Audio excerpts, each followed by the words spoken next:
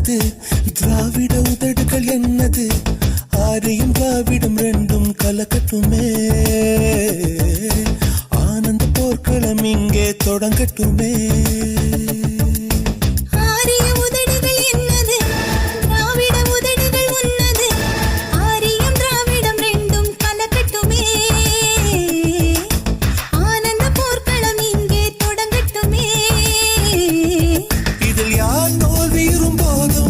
அதுதான் வெற்றி என்றாகும் இதில் நீ வெற்றி பெற வேண்டும் மனக்கிடங்கு கட்டி பற்றி